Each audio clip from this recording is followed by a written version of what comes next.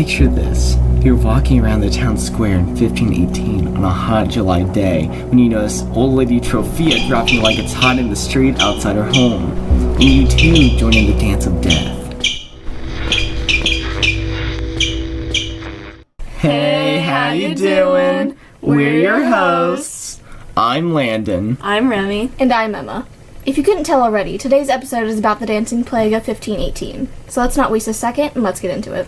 The Dancing Plague of 1518 was a case of dancing mania that occurred in Strasbourg, I already forgot it's Alsace. The Dancing Plague of 1518 was a case of dancing mania that occurred in Strasbourg, Alsace, modern-day France, in the Holy Roman Empire from July 1518 to September 1518. Somewhere between 50 and 400 people took to dancing for weeks. There are many theories behind that phenomenon. More on that later.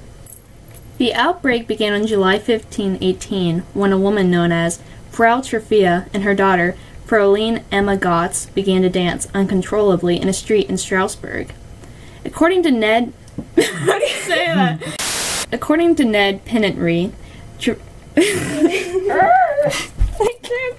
This one has big words too. So those. According to Ned... Wait, how do you say it? Ned Penetry. Penetry. According to Ned. Who's Ned? According to Ned Penetry, Frau Trophia had started dancing on July 14th on the narrow, cobbled street outside her outside her half-timbered home. As far as we can tell, she had no musical accompaniment. How do you say that? Accompaniment? Accompaniment. That's what we were talking about when we were writing. Accompaniment. Why do we give ourselves big words? As far as we can tell, she had no musical accompaniment, but simply began to dance. Some of those who had witnessed her strange performance had begun to mimic her, and within days, more than 30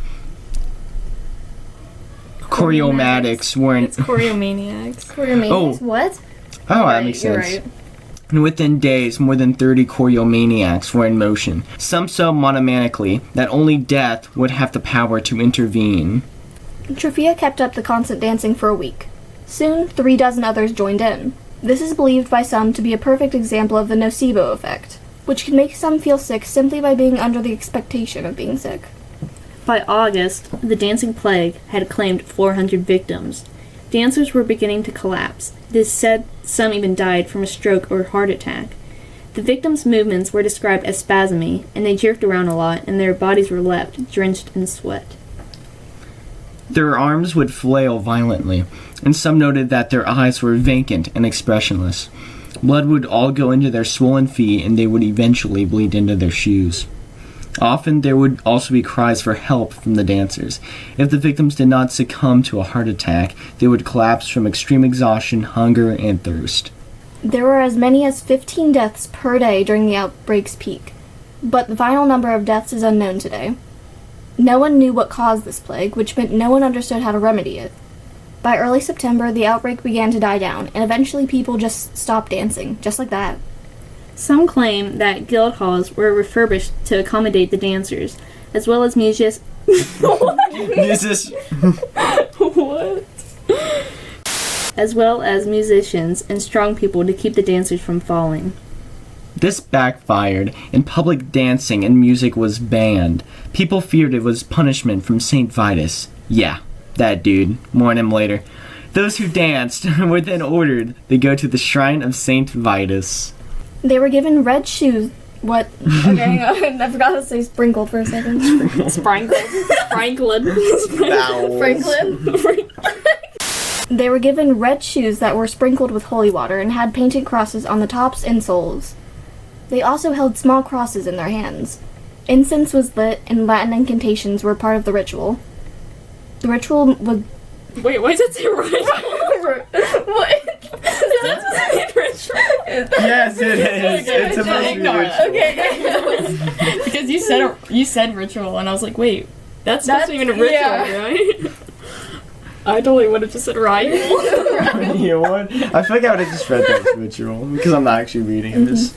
The ritual was meant to be forgiven by St. Vitus. Once word spread of a successful ritual came out, more and more dancers partook in said ritual.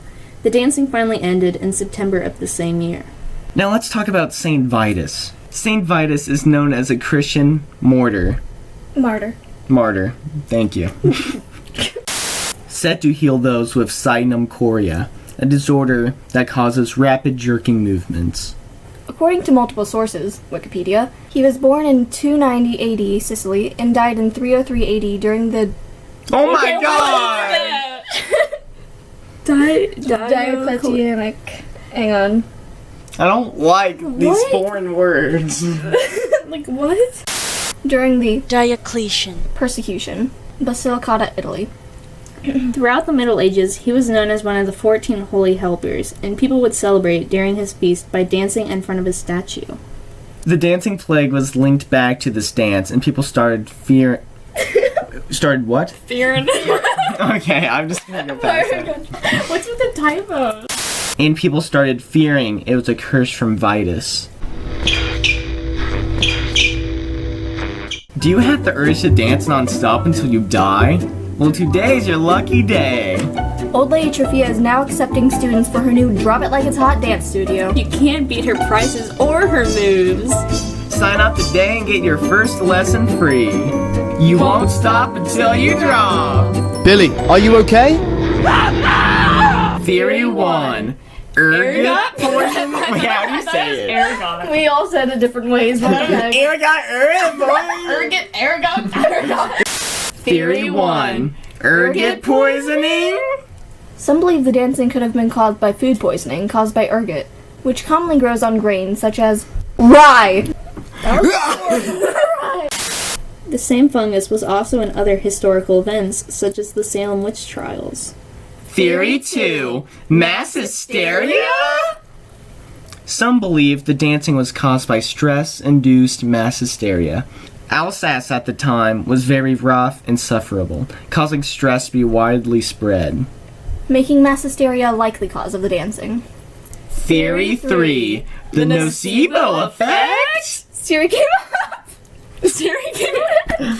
Some say the plague was caused by the nocebo effect, which causes the victim of an ailment to believe they are more ill than they really are. In other words, one person dancing because they are sick causes other people to dance because they think they are sick. Theory 4. The original trendsetter? The best theory! Okay, now, Old Lady Trofia was the hottest gal in town. Everybody wanted to be like her. Everybody wanted to be with her. So, it's no question when Trofia started to dance, everyone started to dance. They didn't call her trendsetter Trofia for nothing. That explains everything! It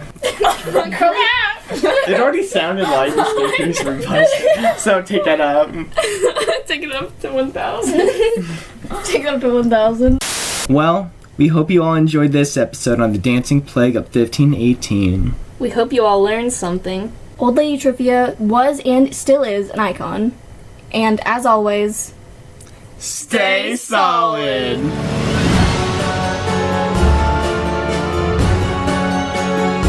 Oh my gosh, there's 2 typos in that. For one, it said, hope you all leans. And it says Old Lady Trofia is an icon.